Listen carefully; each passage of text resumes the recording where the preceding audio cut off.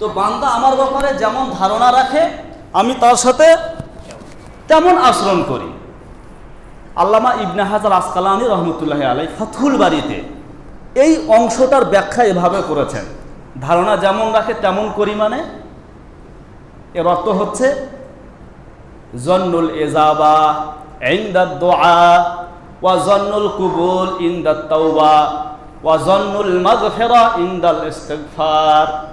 এর অর্থ হচ্ছে এইটা, জন্নুল ইজাবা ইনদাদ দুআ, যদি আমার কোনো বান্দা দোয়া করার সময় আমার প্রতি এই আস্থা রাখে যে আমি তার ডাকে সাড়া দেব, তো আমি তার ডাকে সাড়া দেব এই আস্থা রেখে যে আমাকে ডাকবে, আল্লাহ বলেন আসলেই আমি তার ডাকে সাড়া দিব।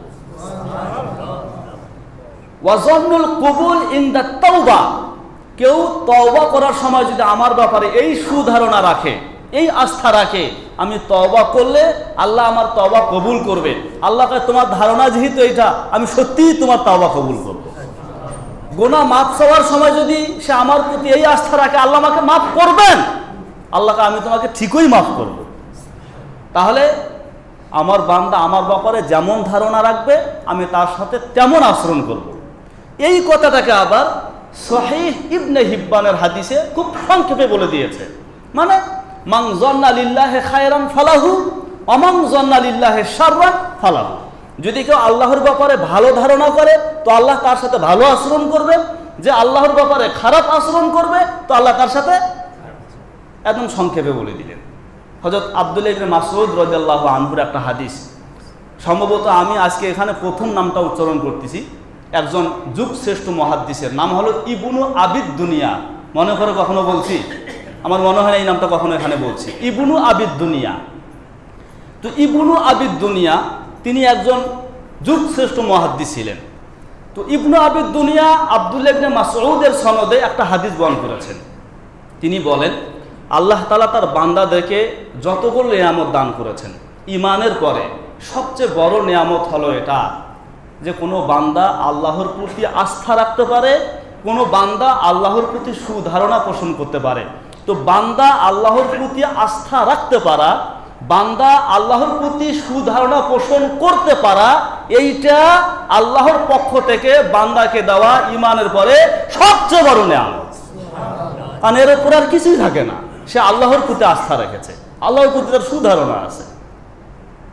একটা হাদিসে এসেছে, তিরমিজি শরীফের হাদিস, নবীজি সাল্লাল্লাহু আলাইহি সাল্লাম এক যুবকের কাছে গেলেন, তখন সে মৃত্যু শয্যায় শায়িত। তো নবীজি তাকে গিয়ে বললেন কাইফা তাজিদুকা, ঠিক এই মুহূর্তে যখন তুমি মৃত্যু যন্ত্রণায় আছো, তোমার সামনে মৃত্যু, এই অবস্থায় তোমার কি মনে হচ্ছে, তোমার অবস্থাটা কেমন? ওই যুবক উত্তরে বলেন ইয়া রাসূলুল্লাহ ওয়াল্লাহি ইয়া রাসূলুল্লাহ ইন্নী আরজুল্লাহ ওয়া ইন্নী আখাফু যুনুবি। হে আল্লাহর রাসূল, খোদার কসম করে বলছি এখন এই মুহূর্তে আমার হালত দুইটা। বলেন কয়টা? দুইটা। আমার এক অবস্থা হচ্ছে এটা, আমার মন বলে ইন্নী আরজুল্লাহ, আমার মন বলে আমার রব দয়াশীল ক্ষমাশীল, তিনি আমাকে ক্ষমা করে দিবেন, এখন এই মুহূর্তে আমার দিল সেটা বলছে। অন্যদিকে ইন্নী আখাফু যুনুবি, আবার অন্যদিকে যখন আমি আমার গুনাহের দিকে তাকাই মনে হয় আমার কি না কি অবস্থা হবে। তো একদিক থেকে আমার ভিতরে শঙ্কা ভয় আমার গুনাহের দিকে তাকালে, এবার অন্য দিক থেকে আমার মনে হয় আমার রব যেহেতু গফফার রহিম, তিনি আমাকে ক্ষমা করে দিবেন। হালত কয়টা হলো ভাই? দুইটা। তখন নবীজি বললেন যুবক শোনো তাহলে, লা ইয়াস্তামিয়ান ফি কলবি রাজুলিন ফি হাযাল মাওতিন, এই অবস্থাতে যদি কারো অন্তরে এই দুই অবস্থা একসাথে জমা হয়, একদিক থেকে আশা অন্য দিক থেকে ভয়, এইরকম দুই অবস্থা যদি ঠিক এই অবস্থায় কারো অন্তরে একত্রিত হয়, ইল্লা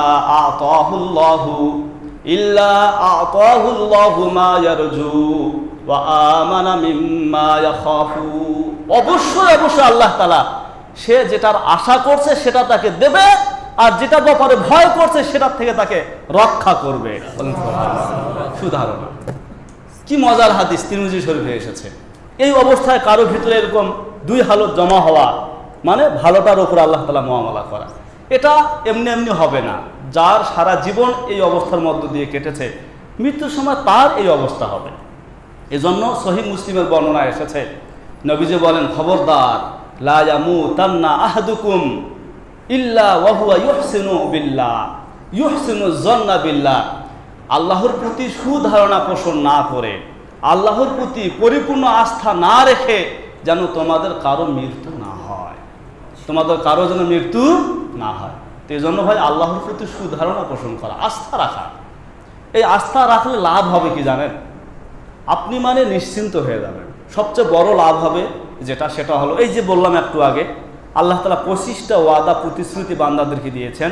তো তখন আপনার মধ্যে আল্লাহর দেওয়া এই 25টা প্রতিশ্রুতির ওপরে অগাধ বিশ্বাস তৈরি হবে, কারণ আপনি আল্লাহর প্রতি আস্থা রাখেন, অতএব আল্লাহর দেওয়া প্রতিটা প্রতিশ্রুতি শতভাগ সত্য। আপনার মধ্যে এই লাভটা আসবে। 2 নম্বর লাভ কি হবে? তখন আপনার জন্য সালাত আদায় করা সহজ হয়ে যাবে, কারণ আপনি জানেন এই সালাত আদায় করলে ওয়াদা জান্নাতের, আর আমার আল্লাহর ওয়াদা সত্য, অতএব আমাকে নামাজ পড়তে হবে। আমাকে কি করতে হবে? নামাজ পড়তে হবে। 3 নম্বরে যে লাভটা হবে সেটা হলো শুকর এবং সবর তৈরি হবে। যখন আপনার আল্লাহর প্রতি আস্থা আছে, তো দেখা যাবে আপনি সুস্থ আছেন, আপনি অনেক ধন সম্পদের মালিক হয়েছেন, অনেক ভালো একটা সুন্দর বাড়িতে আপনার থাকার সৌভাগ্য হয়েছে। তো এগুলোর জন্য সবার আগে আপনার জবান থেকে বের হবে আল্লাহুম্মা লাকাল হামদু ওয়া শুকরু কুল্লু, আল্লাহুম্মা লাকাল হামদু ওয়া শুকরু কুল্লু। আমি সুস্থ আছি, এটা তোমার দান। আমি সম্পদের মালিক হয়েছি, তোমার দান। একটা ভালো বাড়িতে অবস্থান করতে পারছি, তোমার দান। সুতরাং শুকরিয়া সবার আগে তোমার। আল্লাহুম্মা লাকাল হামদু ওয়া শুকরু কুল্লু। এখানে কোনো বান্দার দখল নেই, তুমি দিয়েছো। কারণ আমার আল্লাহর প্রতি আস্থা আছে, সম্পদ তিনি দেন, সুস্থ তিনি রাখেন, তিনি যেটা চান সেটাই হয়। তিনি কাউকে ভালো রাখতে চাইলে পৃথিবীর কারো ক্ষমতা নাই তাকে মন্দ রাখার, তিনি কাউকে মন্দ রাখতে চাইলে পৃথিবীর কারো ক্ষমতা নাই তাকে ভালো রাখার। এই আস্থা যখন আমার আল্লাহর প্রতি আসে, তো সবার আগে ভালো অবস্থায় শুকর আসবে তার জন্যে। আল্লাহুম্মা লাকাল হামদু ওয়া শুকরু কুল্লু। কথা বুঝে আসছে কিনা? ঠিক বিপদের মুহূর্তে সবর মানুষ করতে সক্ষম হবে। আমি একটা উদাহরণ দিই, এই আয়াত বলে হয়তো শেষ করে দিব, যেহেতু আমাদের সময় যাচ্ছে অনেক। ক্লাসের মধ্যে যারা শিক্ষকতা করেছেন তাদের অভিজ্ঞতা আছে, যেই ছেলেটা বাধ্য, ভদ্র, বিনয়ী, যদি তাকে কোনো একজন যোগ্য শিক্ষক কোনো সঙ্গত কারণে 2টা ব্যাত লাগায়, কথার কথা একটু শাসন করে, ভালো ছাত্ররা প্রতিবাদ তো দূরের কথা, মুখটা পর্যন্ত বাঁকা করে না। করে? যদি করে, ওস্তাদের মনে কিন্তু কষ্ট যায়, আমি তোমার ভালোর জন্য 2টা ব্যাত লাগাইলাম আর তুমি মুখটা বাঁকা করলা। ওস্তাদরা, শিক্ষকরা কষ্টে জর্জরিত হয়ে যায়, মানে এটা বরদাস্ত করতে পারে না, এটা তোমার ভালোর জন্য করেছে। আরে ভাই, আপনাকে আমাকে বিপদে রাখলে আল্লাহর কি লাভ? স্পষ্ট কথা, আপনি যখন বিপদে পড়েন ওটা আল্লাহর পক্ষ থেকে আপনার কোনো কল্যাণের জন্য হয়ে থাকে, আর তুমি বিপদে বলে হাউমাউ করবে না, সবর গেল কোথায়? তো দেখা যায় একজন বিনয়ী ছাত্র, সে মনে করে এটা আমার জন্য কল্যাণ, সে শিক্ষকের প্রতি তো কোনো প্রতিবাদ করেই না, মুখও বাঁকা করে না। আমার অভিজ্ঞতায় বলে কিছু ছেলে তো এমনও আছে, পরবর্তীতে যারা বরং হাদিয়া নিয়ে ওস্তাদের কাছে যায়, হুজুর আসলে তো আমার ভুল হয়েছে, আপনি আমার জন্য অনেক বড় ইহসান করেছেন, আমার এটা আমি সাক্ষী, হাদিয়াও নিয়ে আসে। তার মানে ও হলো 1 নম্বরের পিওর যোগ্য ছাত্র, বিনয়ী ছাত্র সে। তো সত্যিকার অর্থে যদি কেউ আল্লাহর পিওর বান্দা হইতে চায়, সে বিপদে পড়লে কোনোভাবেই সে সবর হারা হতে পারে না, কারণ এটা আমার আল্লাহ আমাকে দিয়েছে, নিশ্চয়ই এর মধ্যে কোনো কল্যাণ আছে। আর বাস্তবেই মুমিনদের জন্য বিপদ রহমত হয়ে আসে, কাফের মুশরিকদের জন্য আযাব হয়ে আসে, কিন্তু মুমিনদের জন্য বিপদ কি হয়ে আসে? নিঃসন্দেহে সেটা রহমত হয়ে আসে। নিঃসন্দেহে একটা কাঁটাও যদি আপনার শরীরে ফোরে, এটার জন্য আপনার গুনাহ মাফ হইতে থাকে। আপনি জ্বরে আক্রান্ত হয়েছেন, গুনাহ মাফ হইতে থাকে। তো মুমিনদের জন্য বিপদ রহমত। তাহলে সবর আর শুকরের মাত্রা তৈরি হয় যখন আল্লাহর প্রতি কারো আস্থা তৈরি হয়। ঠিক এমনিভাবে আমরা অনেক সময় পরস্পরে একে অপরকে দোষারোপ করি, বিদ্বেষী মনোভাব তৈরি হয়, শত্রুতা তৈরি হয়। আপনার যখন আল্লাহর প্রতি অগাধ আস্থা তৈরি হবে, যখন আপনি বিশ্বাস করবেন ভালো মন্দ সব ওখান থেকে এসেছে, তো তখন আপনি আর কোনো বান্দাকে দোষারোপ করবেন না। এতে করে বান্দাদের মধ্যে পরস্পর একটা সুসম্পর্ক তৈরি হয়। তো আল্লাহর প্রতি আস্থা বাড়া মানে পরস্পরে একে অপরের সাথে কি হওয়া? সুসম্পর্ক তৈরি হওয়া। তুমি কি করছো আমার জন্য? যেটা করার আল্লাহ করেছে, ভালোটা হলো আল্লাহ, মন্দটা হলো কি আল্লাহ, অতএব তোমাকে দোষারোপ দিয়ে তো লাভ নেই। হ্যাঁ, বাকি এরকম মাধ্যম হওয়া যাবে না। যদি কেউ হয়, অপর পক্ষ তাকে দোষারোপও করবে না। হ্যাঁ, যদি কেউ এমনটা করে, সেটার জন্য সে ক্ষতিগ্রস্ত হবে। সবচেয়ে বড় কথা হলো, আলোচনা আমার শেষের দিকে চলে এসেছে, আমরা অনেক সময় নানান ধরনের হতাশায় ভুগি না। আল্লাহর প্রতি যখন আপনার আস্থা তৈরি হবে তখন আপনি আর হতাশায় ভুগবেন না। কারণ আপনি জানেন আপনার রব, আপনি যার উপর আস্থা রাখেন, সে বলেছে ওয়াইজা সাআলাকা ইবাদি আন্নী ফাইন্নী কারীব উজিবু দাওয়াতাদ দাঈ ইযা দাআন। এটা তুমি জানো, তোমার রব কইছে যে রব সব সময় বান্দার কাছে থাকে এবং বান্দা দিন রাত সকাল সন্ধ্যা যখনই আল্লাহকে ডাকে, আল্লাহ তার ডাকে সাড়া দেওয়ার জন্য সদা প্রস্তুত থাকে। তো সে কেন হতাশ হবে? সে আল্লাহকে ডাকতে থাকবে। তো আল্লাহর প্রতি আস্থা তৈরি হওয়া মানে হতাশা মুক্ত হওয়া। ঠিক এমনিভাবে আপনার মধ্যে একটা প্রশান্তি লাভ হবে। ওই যে বললাম না একটু আগে, কোন একজন বড় নেতার সাথে সম্পর্ক তৈরি হলে আপনি নিজেকে নিরাপদ মনে করতে থাকেন, না আমার কোনো সমস্যা হবে না, আমার সাপোর্ট আছে। তো একজন মুমিন যদি এই কথা বলতে পারে, আমার একজন আল্লাহ আছেন, ভাই বলেন না সবাই, আমার একজন, এই জায়গা থেকে বলতে হবে আমার একজন আল্লাহ আছে। এই কথা যদি কোনো মুমিন কয়, তার কোনো চিন্তা আছে? সব সময় প্রশান্তি। হয়তো আজকে তুমি আমার সাথে একটা খারাপ ব্যবহার করতেছো, শুনে রাখো আমার কিন্তু একজন হিসাব হবে, দেখা হবে। আজকে আমার প্রতি জুলুম করতেছো, আমার একজন, ভাই কইতে থাকেন আমার একজন। এটা হলো মুমিনদের কল্পনায় জিকিরে থাকতে হবে আমার একজন আল্লাহ আছে, আর কেউ না তাহলে একজন আল্লাহ আছেন। আমি আল্লাহর সন্ধান পেয়েছি, আল্লাহ আমাকে হিন্দু বৌদ্ধ খ্রিস্টান বানায় নাই, আল্লাহ আমাকে তার পরিচয় আমার সামনে তুলে ধরেছেন। আমি জানি তিনি সর্বশক্তিমান, যা ইচ্ছা তাই করতে পারেন, তার বিরুদ্ধে যাওয়ার কারো কোনো শক্তি নাই, তার কোনো কিছুতে আঙ্গুল তোলার কারো কোনো শক্তি নাই। ওই রকমের একজন ক্ষমতা ধরা আল্লাহ আমার আছেন, যার সামনে গরিব দুঃখী নাই, ক্ষমতা অক্ষমতা নাই, সবাই সমান। তা আজ তুমি আমার সাথে এরকম করছো, শুনে রেখো আমার একজন আল্লাহ আছে। এই কথাটা বললে যে কত ভালো লাগে, আমার একজন আল্লাহ আছেন, আমার একজন আল্লাহ আছেন। শান্তি আর শান্তি, যে কোনো অবস্থায় এই কথাটা সবার আগে বলবেন, আমার একজন আল্লাহ আছেন, শান্তি আসবে। ঠিক এমনিভাবে যখন আপনি জানবেন যে আপনি গুনাহ করার পরে আল্লাহর কাছে মাফ চাইলে আল্লাহ মাফ করে দেন, তো তখন আপনার জন্য তওবা করা সহজ হয়ে যাবে, যেটা আমার এই আয়াতে বলা হয়। তাহলে মোটামুটি আল্লাহর দেওয়া এই ওয়াদাগুলোর উপরে আমাদের বিশ্বাস তৈরি না হওয়ার পিছনে মূল কারণ হচ্ছে আল্লাহর প্রতি আমাদের আস্থার অভাব। এজন্য আমাদেরকে আল্লাহর প্রতি আস্থা তৈরি করতে হবে, তার প্রতি সুধারণা পোষণ করতে হবে।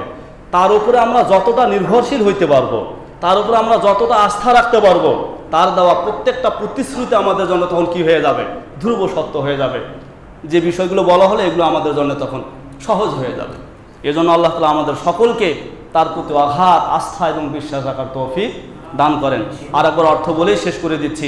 আল্লাহ তাআলা বলেন, ইল্লা মান তাবা, কিন্তু যারা তাওবা করবে, ওয়া আমানা, ঈমান আনবে, ওয়া আমিলা সালেহা, আমলে সালেহ করবে, ফাউলাইকা ইয়াদখুলুনাল জান্নাহ, তারা জান্নাতে প্রবেশ করবে, ওয়ালা ইউজলামুনা শাইআ, তাদের প্রতি বিন্দু মাত্র কোনো জুলুম করা হবে না। এর পরবর্তী আয়াতগুলোতে জান্নাত কেমন তার কিছু বিবরণ এসেছে।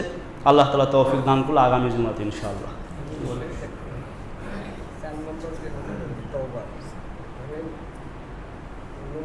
আমি আমলের মধ্যে বা ইয়ার মধ্যে আমি ছেড়ে নিলাম, কিন্তু বান্দার হক নষ্ট করলাম, সেইটাও তো বললাম। যদি বান্দারটা নাই, সেই ধরনের নাই অথবা মারা গেছে, ওই অবস্থায় মানে সে আপনার কাছে কিছু পাবে বা তার মনে কষ্ট। আচ্ছা দেখো, এখন হ্যাঁ বুঝতে পারছি। যদি এমন হয়, একটা প্রশ্ন আসছে যে হয়তো কেউ আমার কাছে কিছু টাকা পয়সা পাবে, অথবা আমি তাকে কোনো কথায় বা ইত্যাদিতে কষ্ট দিয়েছি, এখন ওই ঋণ পরিশোধ করাও সম্ভব হচ্ছে না, তার কাছে ক্ষমা চাওয়া সম্ভব হচ্ছে না, সে হয়তো মারা গেছে কিংবা নিরুদ্দেশ হয়ে গেছে, কিংবা আমি তাকে আর চিনতে পারতেছি না, বুঝতে পারতেছি না, এবং এমন কোনো ওয়ে নাই যার মাধ্যমে সে পর্যন্ত পৌঁছা সম্ভব। তখন আপনার জন্য কাজ হবে সেটা হলো যেই পরিমাণ টাকা সে আপনার কাছে পাইতো, সেটা তার নামে, মানে আল্লাহর জন্য আপনি দান করবেন, কিন্তু সওয়াবটা সে পাবে এই নিয়ত করতে হবে। অর্থাৎ তার পক্ষ হতে আপনি সেটা আল্লাহর রাস্তায় কি করবেন? দান করবেন। এতে করে হয়তো আশা করা যায় আপনি পার পেয়ে যাবেন। আর যদি অর্থনৈতিক কোনো বিষয় না হয়ে কষ্ট দেওয়ার ব্যাপার হয়ে থাকে, সেক্ষেত্রে আপনার জন্য করণীয় হচ্ছে তার জন্য তওবা, তার জন্য কাদা দোয়া করা, তার মাগফিরাত চাওয়া, তার কল্যাণ চাওয়া আল্লাহর কাছে। আপনি যখন তার কল্যাণ চাইতেই থাকবেন, যেহেতু কষ্ট দিয়েছেন, তো কষ্টের বিনিময়ে এখন আপনি যখন কল্যাণ চাইতেই থাকবেন, তো একটা সময় আল্লাহ তাআলা কল্যাণকে ওই কষ্টের উপরে কি করবে, প্রাধান্য দিয়ে দিবে। আল্লাহ আপনাকে মাফ করে দিয়ে দিতে পারে।